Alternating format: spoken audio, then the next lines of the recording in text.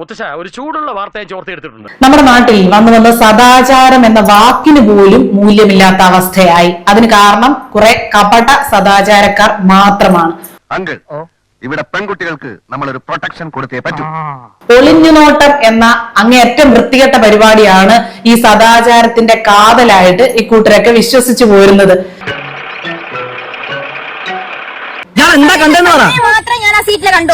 ആ കോളനി ഇത്ര സൽസ്വഭാവിയും കുലീനവതിയുമായ ഒരു പെണ്ണില്ല. ഞാൻ എന്റെ ഭാര്യയും കൂടെ ഇവിടെ ഇന്ന് ഹോസ്പിറ്റലിൽ പോയിട്ട് BP ലോ ആയിട്ട് ഞാൻ ഇവിടെ കൊണ്ടുവന്ന് വണ്ടി ഒതുക്കിയത് ഇവിടെ കൊണ്ടുവന്ന് വണ്ടി ഒതുക്കി. ഒരു ഭാര്യയും ഭർത്താവുമാണ്. അവര് ആശുപത്രിയിൽ പോയിട്ട് അയാൾക്ക് BP ലോ ആയി തിരിച്ചു വരുന്നവരിൽ ഡ്രൈവ് ചെയ്യാൻ പറ്റുന്നില്ല, ശരീരത്തിന് ഒരു ക്ഷീണം തോന്നി. സ്വന്തം ഭാര്യയുടെ മടിയിൽ തല ചായച്ച് കാറ് വഴിയിൽ ഒതുക്കിയിട്ട് അയാൾ കിടന്നു. അതാണ് ഇപ്പോഴത്തെ വിഷയം. അത് ആ റോഡിന് താഴെയായിട്ട് ഉള്ള ഒരു വീട്ടിലുള്ള പെൺകുട്ടി, ഒരു 20-21 വയസ്സ് വരെ ആ പെൺകുട്ടി കണ്ടു. നിങ്ങൾ അതിനകത്ത് മോശമായിട്ട് എന്തോ ചെയ്തു, നിങ്ങൾ ചെയ്യാൻ പാടില്ലാത്തത് ചെയ്തു എന്ന് പറഞ്ഞ് അവരങ്ങ് ബഹളം വയ്ക്കുകയാണ്.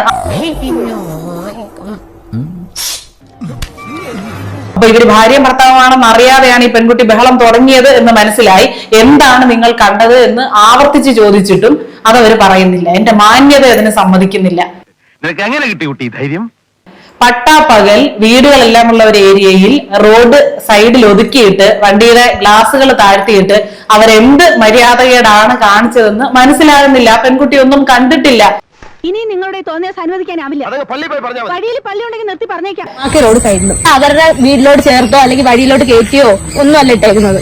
റെസ്റ്റ് എടുക്കണമെന്നുണ്ടെങ്കിൽ വഴി തന്നെ റെസ്റ്റ് എടുക്കണം. തലവേദന എടുത്തോണ്ട് വണ്ടി ഓടിക്കാൻ പറ്റത്തില്ല. പക്ഷെ ആ ഒരു കപട സദാചാരമുണ്ടല്ലോ, അതിന് പിന്നിൽ ഒരുപാട് കാരണങ്ങളുണ്ട്. ഒന്ന്, അവരവർക്ക് കിട്ടേണ്ടത് സമയത്ത് കിട്ടാതെ പോകുന്നതിലുള്ള ഒരു വിഷമം, അത് തീർച്ചയായിട്ടും ഉണ്ട്. പിന്നെ മറ്റൊന്ന്, ഈ മഞ്ഞപ്പിത്തം ഉള്ളവന് കാണുന്നതെല്ലാം മഞ്ഞ നിറം എന്ന് പറയില്ലേ, ആ സാധനം തന്നെ. അവരുടെ മനസ്സിൽ എന്ത് ചിന്തകളാണോ ഉള്ളത്, ഏത് അനുഭവങ്ങളാണോ ഉള്ളത്, അതിന്റെ അടിസ്ഥാനത്തിൽ മാത്രമേ അവർക്ക് കാര്യങ്ങളെ കാണാൻ പറ്റുകയുള്ളൂ. ഈ ദുശകരം പിടിച്ചവനെ ആദ്യം അടിച്ച് പുറത്താക്കേണ്ട ചെയ്തു. പേഴ്സണലായിട്ടൊരു കാര്യം സംസാരിക്കുമ്പോ അത് എല്ലാരെയും കൂടെ അറിയിക്കേണ്ട കാര്യം. പേഴ്സണലായിട്ട് കാര്യമല്ല, ഇയാൾക്ക് പേഴ്സണൽ സംസാരിക്കാൻ എനിക്കൊന്നുമില്ല. മോൾ ഇങ്ങനെ പറയുന്നത് ഞാൻ ഒരിക്കലും വിചാരിച്ചില്ല. പേഴ്സണലോ? എന്ത് പേഴ്സണൽ? ഞാൻ കേൾക്കുന്ന എന്ത് പേഴ്സണലോ ഉള്ളത്? അതൊക്കെ ഗോപാലകൃഷ്ണൻ ഒരു നമ്പർ അല്ലേ? ഇത് എന്റെ ഒരു നമ്പറാ. പോക്കിരുത്തം കളിക്കുന്നത് അതിൽ വേണ്ട തെണ്ടി.